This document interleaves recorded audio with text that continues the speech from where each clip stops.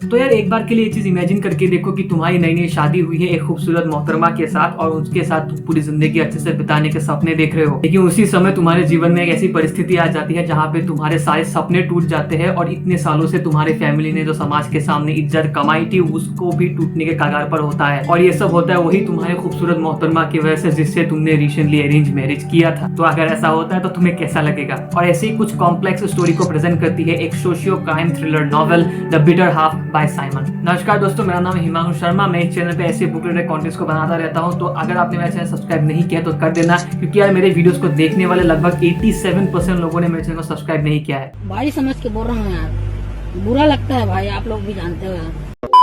जो कहानी मैंने तुम्हें अभी इमेजिन करने को कहा था वो एक्चुअली में इसी बुक के मेन प्रोटैगनिस्ट सुमित के साथ भी होता है। एक दिन अचानक सुमित के घर पे पुलिस आ जाते हैं और वो लोग कहते हैं कि उसकी वाइफ मौलिना ने उसके खिलाफ दावरी और साथ साथ फिजिकल असॉल्ट जैसे केसेस को लेकर एफआईआर दर्ज कर दी है। इंडियन लॉ सिस्टम के अनुसार ऐसे केसेस जब भी रजिस्टर होते हैं तो सबसे ज्यादा तकलीफें जो होती है वो लड़के वाले घर को फेस करनी पड़ती है, चाहे उनकी गलती हो या ना हो, चाहे कोई फेक या फिर कोई रियल केस रजिस्टर होना हो। और यही सेम केस इस कहानी के मेन प्रोटैगनिस्ट सुमित के साथ भी होता है। जब मौलिना का किया गया कंप्लेंट पूरा का पूरा एक फॉल्स क्लेम होता है, लेकिन फिर भी सुमित के परिवार को काफी ज्यादा प्रॉब्लम्स का फेस करना पड़ता है। जिस लड़की के साथ उसने पूरी जिंदगी बिताने के सपने देखे थे वही लड़की उसे सिर्फ 16 महीनों में छोड़ के चली जाती है और साथ ही साथ उसके खिलाफ कंप्लेंट भी कर देती है। औरत का चक्कर बाबू भैया, औरत का चक्कर।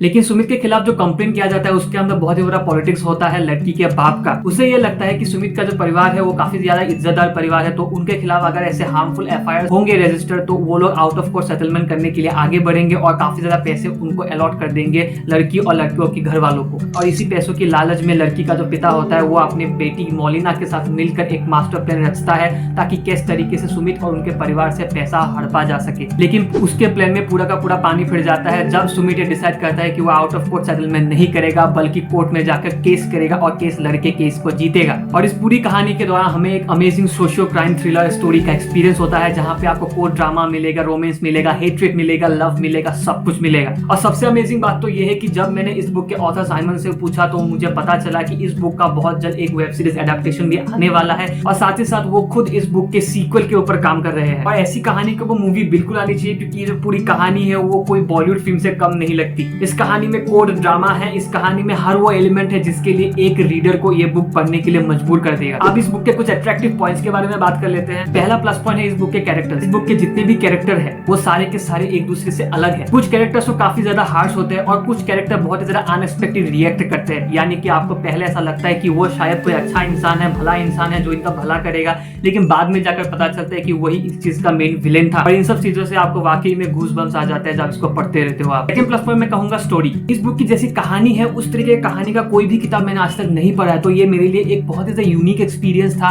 मुझे जो इमोशंस फील हुए, मुझे जो मतलब सिचुएशंस में मुझे फील हुए थे वो काफी ज्यादा डिफरेंट थे बाकी किताबों से। थर्ड प्लस पॉइंट मुझे लगता है कि इसकी राइटिंग टेक्निक, जितने भी इंसिडेंट ऑथर ने इस बुक में मेंशन किए हैं उन सबको इतनी अच्छी तरीके से डिस्क्राइब किया है ऑथर ने कि आपको लगता है कि वो सब कुछ चीजें आपके आंखों के सामने हो रही है और आप उसे खुद एक्सपीरियंस कर रहे हो। और कहानी के दौरान, इंसिडेंट के दौरान इस बुक के अंदर आपको पास्ट और प्रेजेंट इंसिडेंट्स को आप देखोगे कि स्विच हो रहे हैं, लेकिन वो स्विच इतना ज्यादा स्मूथ है कि आपको ज्यादा कॉम्प्लेक्सिटी फील नहीं होता है, क्या आपको ज्यादा तकलीफ नहीं होता है जब इस बुक को आप पढ़ते हो। और चीज जो मुझे इसकी सबसे ज्यादा अच्छी लगी वो है इसकी टाइटल जस्टिफिकेशन। इस बुक का टाइटल बिटर हाफ है, तो आप लोग को, बहुत लोगों को पता होगा कि लोग अपने वाइफ या फिर हस्बैंड को अपना एक बेटर हाफ बोलते हैं, लेकिन सुमित के केस में वो बेटर हाफ नहीं बल्कि एक बिटर हाफ है। अभी आपको पता चल गया होगा कि इस बुक का नाम द बिटर हाफ क्यों है, क्यों ये टाइटल इतना ज्यादा जस्टिफाई करता है इस बुक के कहानी को। आप बात करते हैं कि किन किन लोगों को ये बुक पढ़ना चाहिए और किन को ये बुक अमेज कर सकता है। तो इस बुक को हर कोई पढ़ सकता है क्योंकि इस बुक की जो कहानी है वो काफी ज्यादा यूनिक है। आपको ऐसी कहानी किसी और बुक में आपको पढ़ने को नहीं मिलेगी या फिर देखने को भी नहीं मिलेगी। और साथ ही साथ इसके अंदर जो इंडियन कोर्ट का जो मसाला और ड्रामा डाला गया है ना, वो काफी बार आपको सिर्फ वेब सीरीज या फिर मूवीज में देखने को मिलती है,